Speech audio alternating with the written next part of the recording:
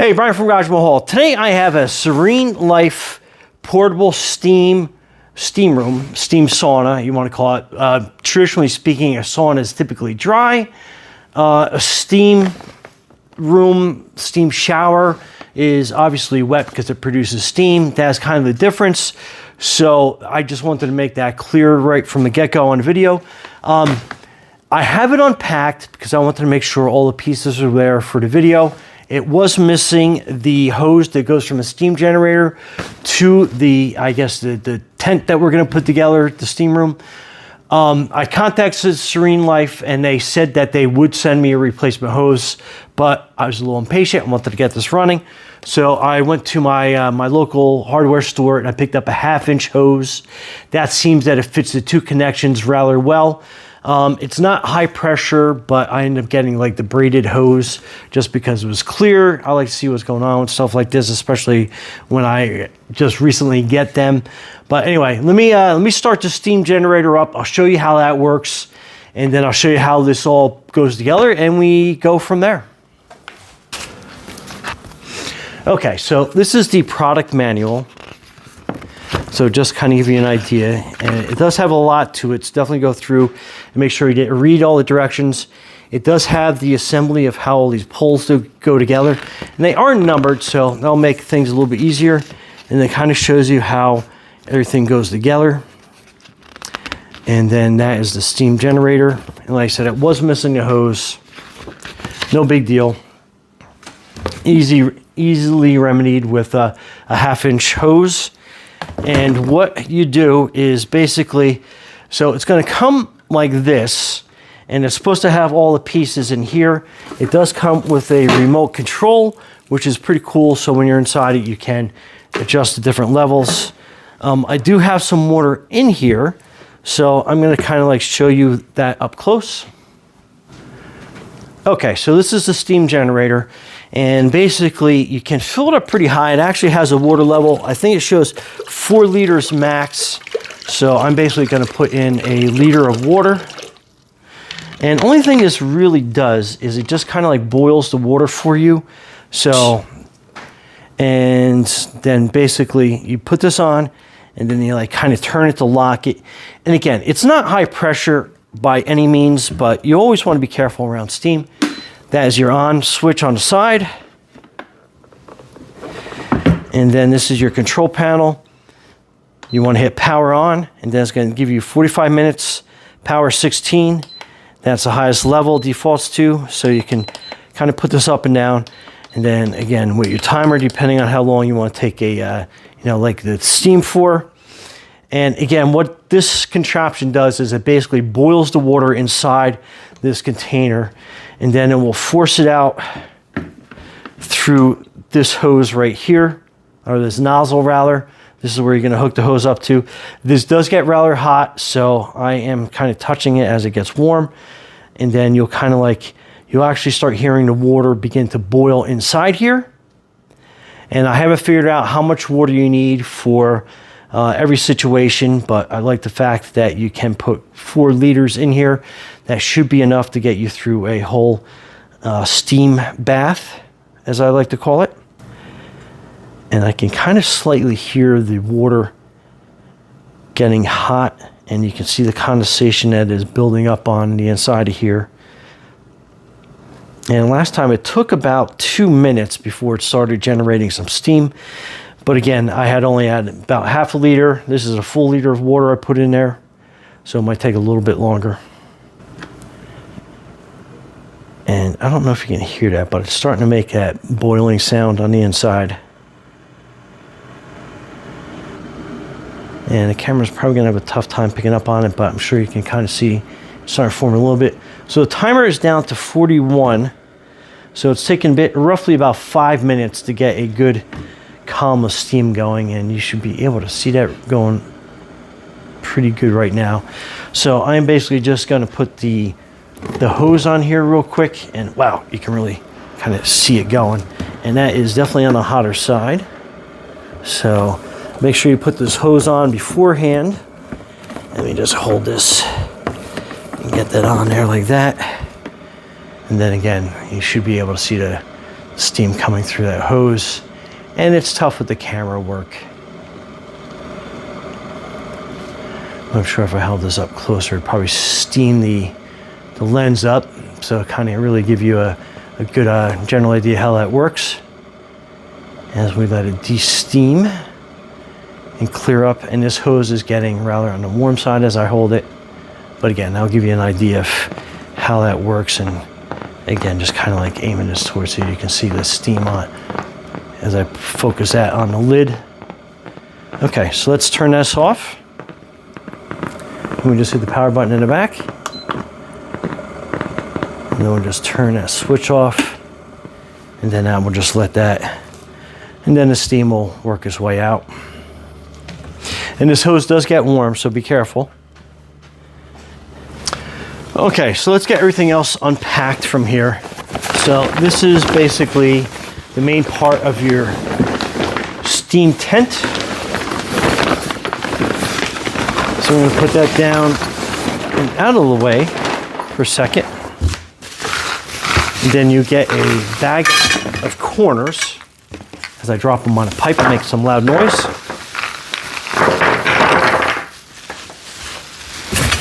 And then that is your steam generator box. We'll just use that for parts right now. Okay, so we get 3, 4, 5, 6, 8 corners. And then, like I said, they are all numbered. So let's go through and see what we have to do skeleton-wise to make this all together. And it looks like this is going to be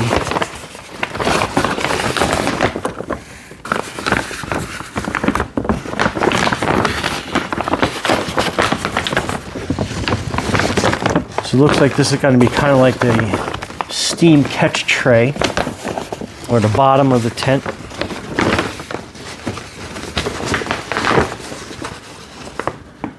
Okay.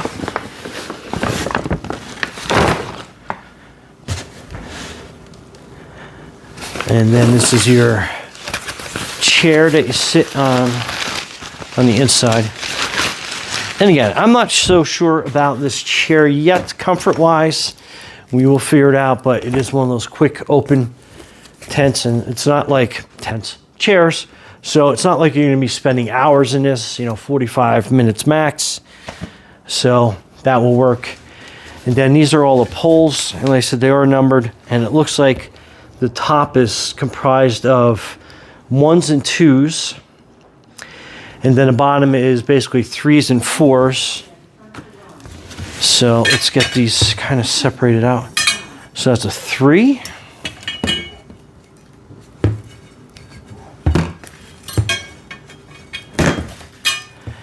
And it doesn't look like they are all labeled. So we are going to have to do some figuring by length. So those look like they're about the same length. Those are 3s. I have a different end on it. So it looks like this has a connector on it. So I assume that's going to be a 4. So 3 and 4.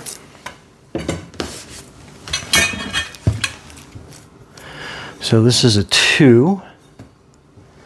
And that's another 3.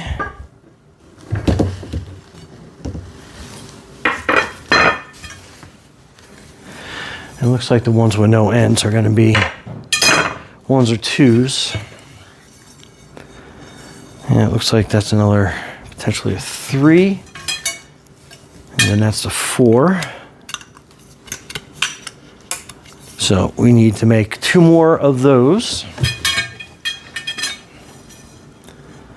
So that's another 2.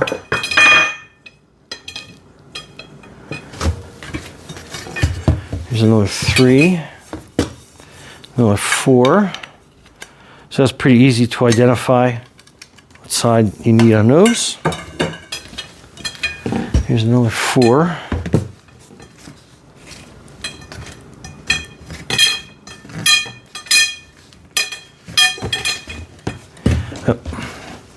Here's the other 3 sitting right next to me. Okay, so those are basically the up and down parts. Here's a 2, here's another 2. I want to compare size-wise, see how they all are. Then I have a 1, a 1, and a 1. It looks like they're all about the same size. They shouldn't be, but it looks like they are. So again, I'll probably stencil these in. So that looks like that's a 1. That's a 1.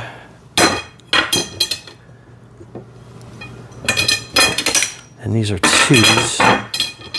And from the looks of it, it looks like they are all basically the same size from what I can tell. So, okay. So I guess the differentiating part is it is going to be a rectangle, looks like. So let me put these. That's definitely a 1 because that's marked as a 1.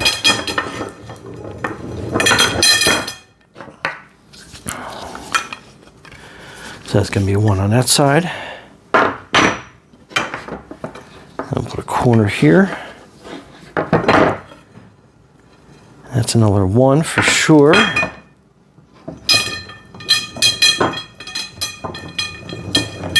That's another 1 over here. Okay, so that's good. So they are all marked.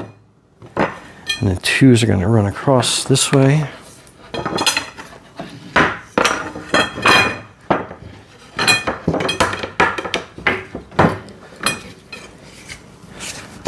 Okay, I'll push them together. There's another 2 over here. I'll put that down, get in the corner.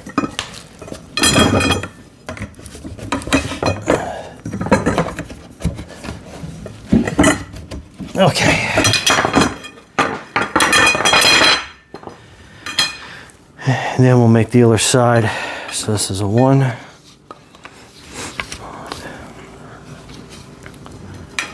Put that up there.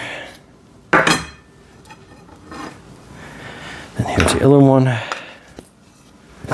1. And then your 2 2s.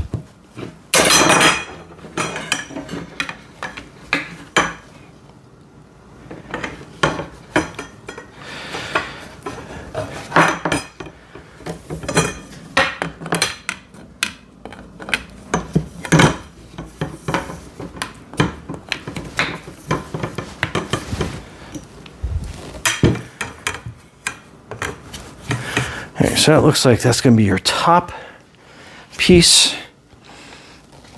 So let me get the sides done. Let me see how this wants it boxed in.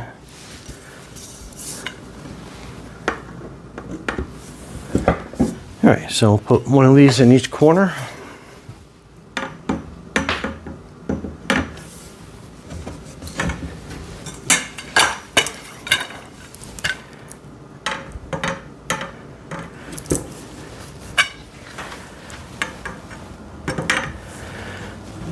Okay, let me drop my platform down so we can get to the top. Okay, I should be able to get the top on now. And we're just gonna put this over each corner. And pretty easy to get set up. I'm gonna push that down, make it taut.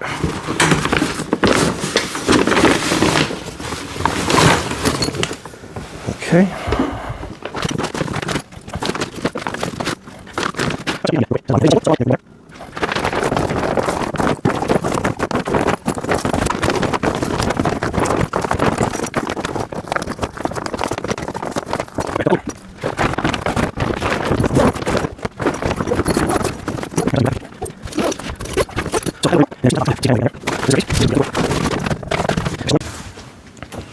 So they want you to make sure that that steam port is going behind that. So we'll get that. I'll get in there and I'll tie that up. All right, so let's hook the steam generator up. All right, so this is my custom hose. And we are going to route this. And it's going to be kind of difficult to get this on.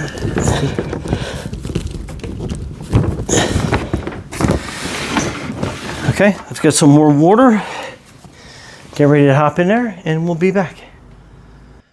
Okay, so looking around in here, it obviously is on the dark side, and I do have the window kind of facing the light and outside, but it is still pretty dark in here, so just keep that aware. Maybe I don't know, like a waterproof like lantern or something here might be super helpful.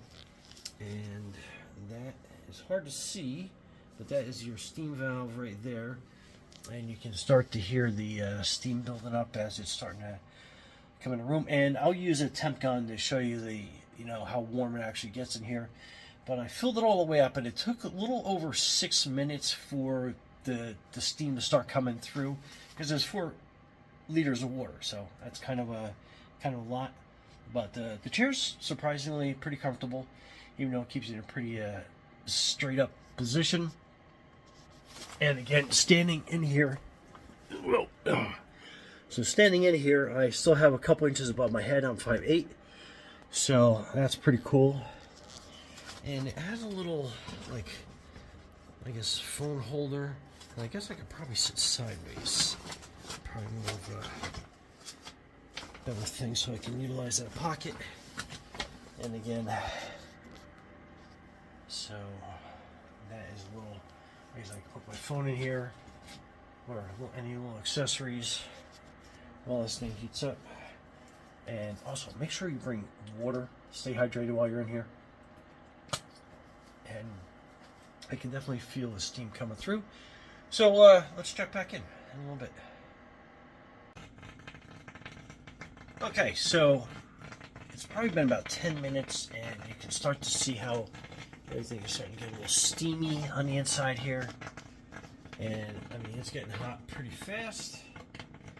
And again, that little floor piece, again, hard to see with no light in here. Let me turn the camera around with some light, and we'll focus in on that a little bit better. Okay, so that is a picture of the valve, and see how I kind of have it cupped over, and you can see the steam coming out that way. And I did turn myself around, so I got my feet facing here. Obviously, keep your feet away from that, because that is going to be definitely on the hot side. But I like how it's got this little pocket here. I can put my cell phone in. And obviously make sure that if you bring a phone or tablet with you, that it is waterproof. And that'll give you a better shot of what the steam looks like. And yeah, it's getting toasty in here.